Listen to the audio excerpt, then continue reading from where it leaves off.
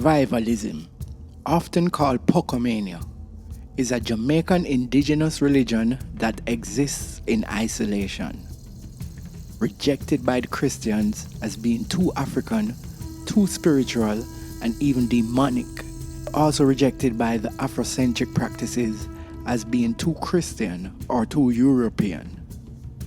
To many, it would seem that the religion itself is contradictory, as, like most Jamaican indigenous religion, it contains elements of Christianity mixed with the authentic African practices.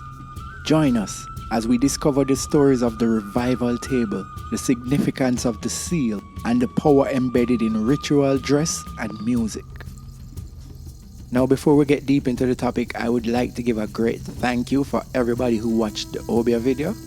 I will pin it right here for anybody who missed it. You know, it would give a lot of context to this presentation right now. And if you didn't before, I would love if you could consider subscribing and checking out, some more of our local content.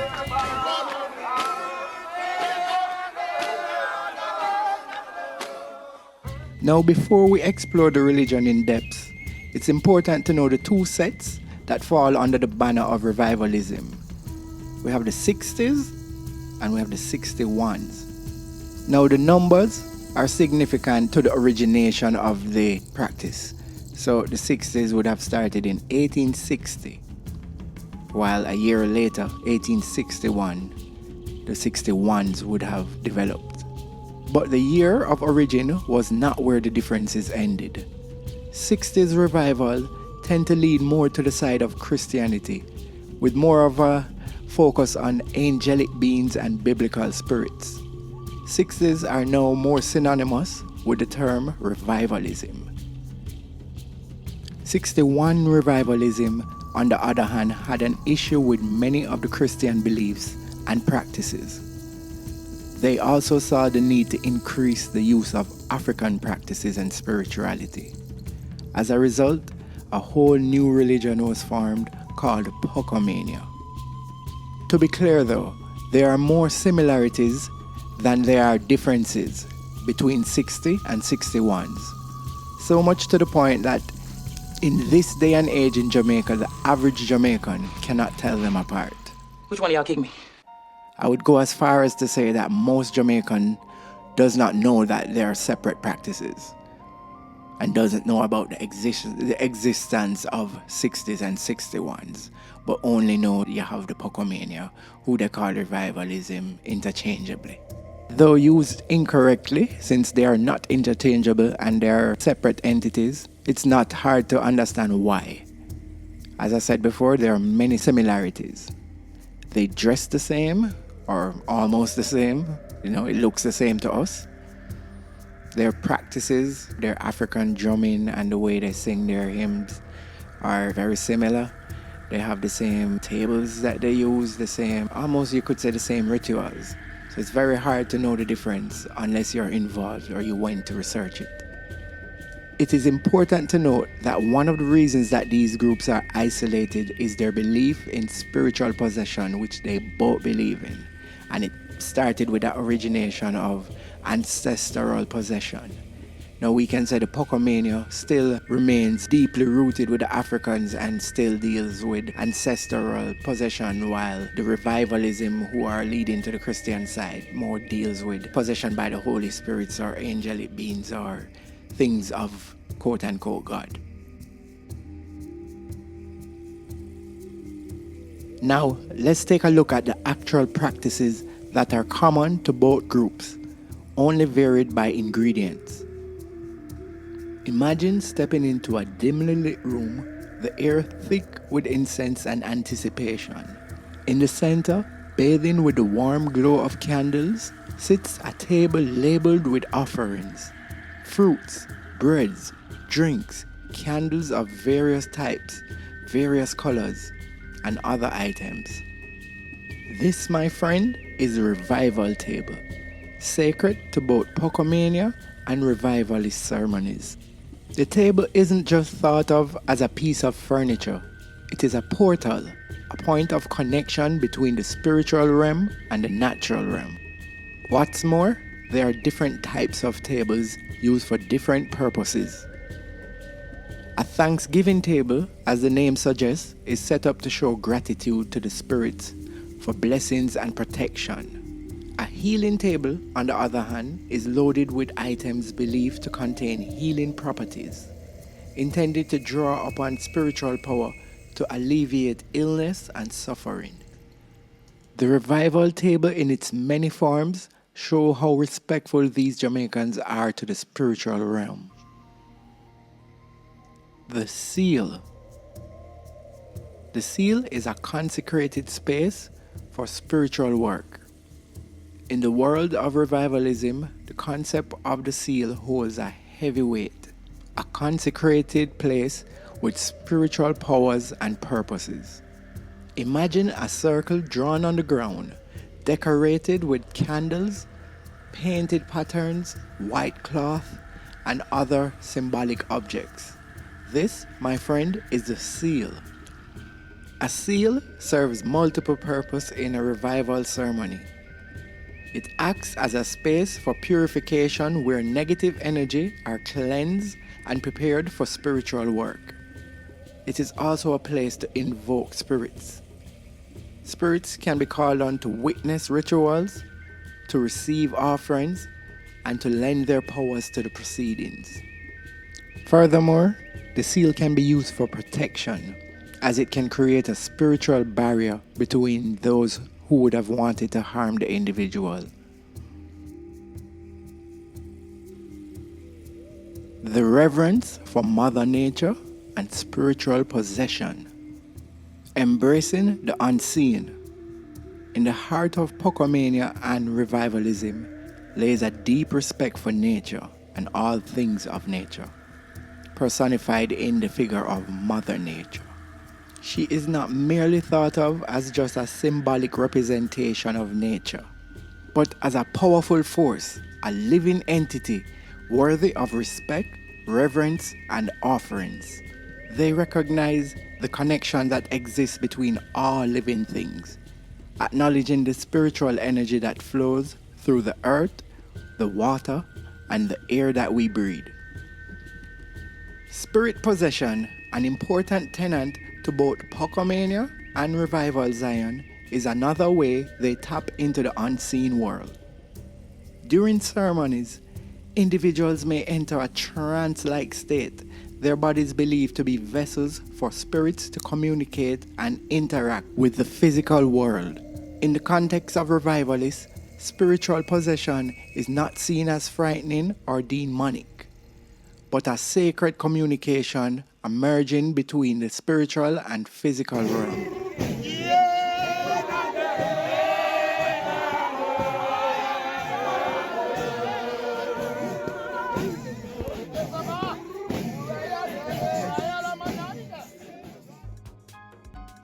Now, we might have scratched the surface, but I'm trying to get to a deeper understanding of the whole practice. So we want to listen to a few of the practitioners, whether, from an infant stage or from the priest stage, or, their equivalent of a priest stage. So I'm going to play a few videos that will cover a few of the remaining topics, including the turban, the music.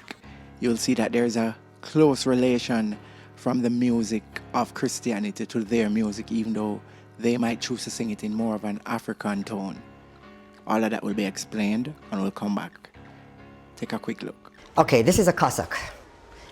Yes, a cassock where the Catholic would have worn just the same, the Baptist would have worn just the same, and it identifies us as Christian revivalist. This sort of cassock, right? With the flap on the shoulders. It identifies you as an archbishop. Okay. Right? The turban, it is known as a turban. Turban, right. Right. Thank you for that. Yes, it is known as the turban. Now, if you know of the story of Jesus Christ when he has been resurrected, he left a piece of cloth in the tomb. Now that piece of cloth, we use it now as a guide to sort of stabilize our spiritual mind. So it is wrapped around the head to keep the spiritual mind intact. Well, some people have get their dreams from the Holy Spirit and teach them how to wrap their head. Some people, for me, I just put it on my head and wrap it. This is wrapped in an Indian bowl, right? So it means that my spiritual involvement is involved with the Indians, right? So it simply means that my spiritual father, is from the Indian descent. Yeah. Yes. So why not from the African descent? We do have folks from the African descent. The council that we have, the Spiritual Christian Revivalist Council that was formed, most of our directors and officers are from Africa.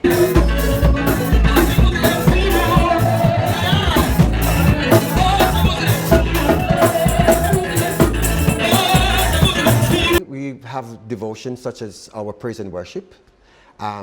You will come into a revival church and you will see a basin of water. You will see candle. Water is life. The candle represents Jesus Christ, which is the light. The light of the world is Jesus. The water represents life, purity. So you will come and you will see the water and the candle. If you go to a revival church and you see anything else other than water and candle, some people have machete cut up, fold across the basin of water. Those are Pocomania. You will go and you will see they will have an altar and they will have red striped bear, guineas and all those sort of things. That's Pocomania. It's nothing of God. You will find the revivalist, you will just pure water. But they call Jesus his name. Yes. Yes. Yes, they do call Jesus his name. You will come to a revival church and you will see the Pocomania and the revivals worshiping together. I hear that when you go to the churches, you have to like walk around the water. What's that? Well, some churches, reason for that is that you're getting yourself anointed. So you go around the altar and you repeat the 23rd Psalm. So it's not about not allowing other spirits to follow you to church? No, nothing like that. Okay. Nothing like that. Right. But you mentioned something about obia. Right. Now, obia is a common thing in Jamaica. You find that folks coming from India now and advertising their obia on television. Right, that they can read your palm. Right, and that is what we call obia, right? So what are the miracles that you work? For us, for me, I'm a spiritual person also. I don't charge. I remember some months ago, a lady came to me to visit me. She thought she was pregnant. When I started praying for her, put my Bible on her and started praying for her, she fainted. When she fainted, she started to urine herself. The urine was not what it's supposed to be. It was black water. From the black water, there was a little blood and tadpoles, frogs, baby frogs were in that water. I have the container, the bottle at my office right now to show as an experience. So what happened? She is better now and doing well. So what happened to her? Somebody cast a spell on her? Somebody cast a spell on her, right? She was involved into another relationship with another woman's husband. Okay. She got pregnant for the woman's husband. And the woman decided that she's going to kill the baby. Right? So these are... What's your concept of death? What is death? What do you think happens when we die? Okay, when we die, just as any other denomination would consider, when we die, our soul is at rest until the day of resurrection. Some folks, the obia workers, the Pocomanias, they believe in the death because they work with the ancestors. A lot of them will dress the ancestors and do some sort of ritual before they're buried, right? So that they can communicate with them even in the grave. We don't do that. Okay. Yeah. Do you use oils in your Yes, practice? we use olive oil. Olive oil. Just like the Catholics. So you don't use other oils like get rich oil or stay with the oil? Those, you see, some people don't realize this is a scam. You will bill an oil and call it so-and-so. And because they know Jamaican people love these things, you know, we don't believe in that. The power of God is not in a bottle of oil.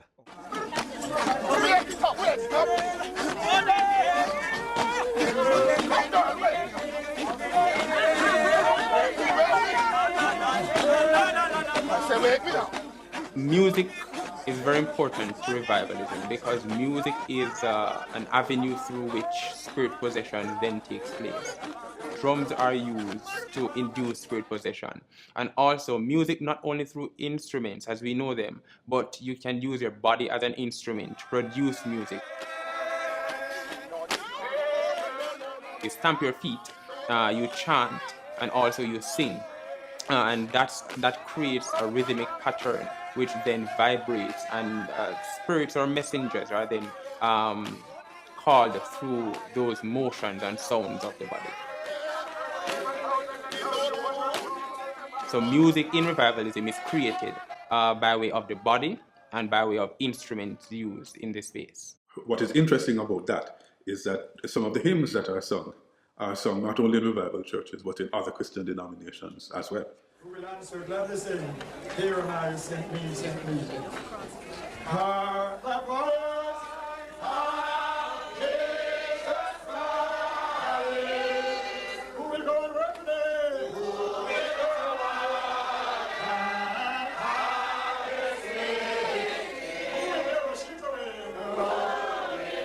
This also speaks to the evolution of revival over time. It has become, in many instances, more of a Pentecostal religious practice and observance. All right, give me another song that is popular that you sing from time to time. Oh, what a friend we have in Jesus, all our sins and grief to bear. What a privilege to carry everything to God in prayer. Now we have a note. We have a sort of a note that we sing with. So we sound totally different from the Church of God. Wow. Because we consider ourselves spiritual. It means that we are closer to God than any other denomination. Revivalism is heavily spirit-centered. Everything revivalists do, whether the hymns, song, the chanting, the drumming, it is to invoke a particular spirit or invoke a particular messenger. And because revivalism is spirit-centered, then possession is an essential element of revival worship and ritual.